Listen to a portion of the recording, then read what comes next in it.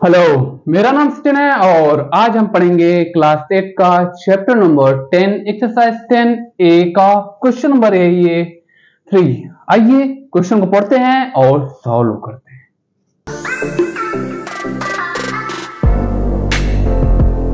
तो आज मेरे प्यारे दोस्तों क्वेश्चन को पढ़ते हैं और सॉल्व करते हैं। ठीक है, तो बोला गया है और truck consume 28 liter of diesel for moving through a distance 448 kilometer.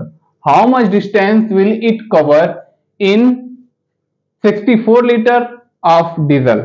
ठीक है, हमें यह बताना है कि एक ट्रक है जो 28 लीटर में 448 किलोमीटर जाती है और हमें यह बताना है कि 64 लीटर में कितना किलोमीटर जाएगी।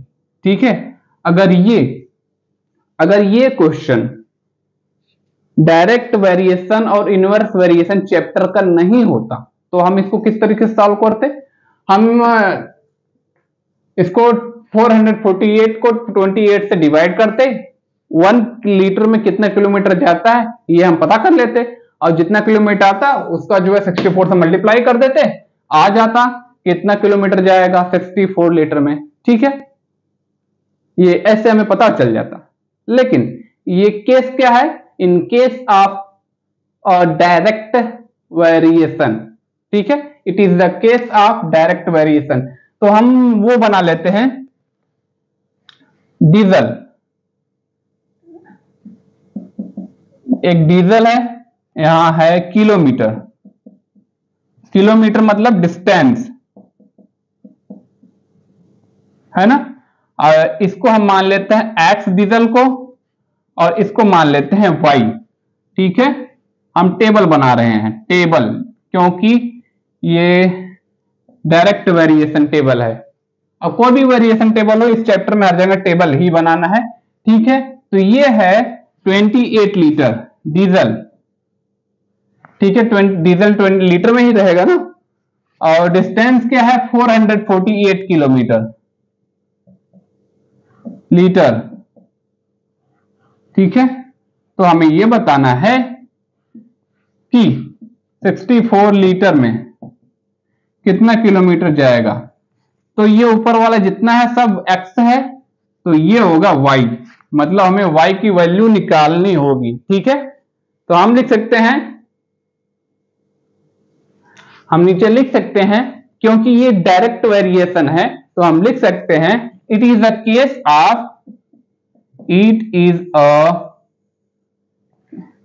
of direct variation। ठीक है, it is the case of direct variation। तो हम क्या करेंगे, डायरेक्ट वेरिएशन में क्या होता है, जो x की वैल्यू और y की वैल्यू देखा जाता है कांस्टेंट है कि नहीं। अगर कांस्टेंट होता है तो डायरेक्ट वेरिएशन को फॉलो करता है, बट यहां फॉलो करेगा। तो इसलिए हम लिख सकते हैं x1 y1 equal to x2 y2। ठीक है, तो ये है x1 y1, ये है x2 y2।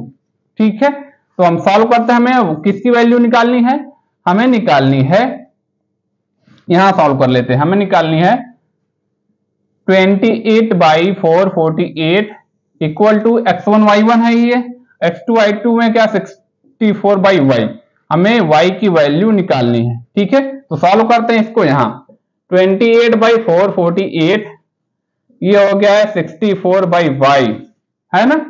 तो सॉल्व करते हैं, क्या हो जाएगा 14 दूनी 28, 2 से गया 14 आया, 2 से ये जाएगा तो 2 2 जा 4, 2 2 जा 4, 2 4 जा 8। ठीक है, और सॉल्व करते हैं, 7 7 2 से जाएगा 7 आएगा, 2 से ये भी जाएगा, 2 1 दा 2, 2 1 दा 2, 2 2 दा 4। ठीक है, सही है, अभी गलत हो रहा था। ये 7 7 से ये और डिवाइड हो जाएगा, 7/112 डिवाइड होगा तो क्या आ जाए 7 1 जा 7, 7 1 जा 7, 7 4 11, 7 6 42। ठीक है, 7 1 जा 7, 7 3 7 6 42। ठीक है, ये आ जाएगा, कटेगा तो 1/16 आ जाएगा। इसको थोड़ा ऐसा लिख लेते हैं, 1/16। ठीक है, अब यहां क्या बचा हुआ है, 1/16 बचा हुआ है, इक्वल में बचा हुआ है 64/y। ठीक है, तो अब ये क्रॉस मल्टीप्लाई हो सकता है, तो हम क्या कर सकते हैं, इसका मल्टीप्लाई इससे होगा y आएगा, इसका मल्टीप्लाई 64 के साथ होगा, 16 का मल्टीप्लाई 6 चौके 24 के 4, 6 36 37 38 38, और ये आ जाएगा 64, 4 8 4 12 2 8 बच्चा 1 6 3 9 8 4 12 2 8 बच्चा 1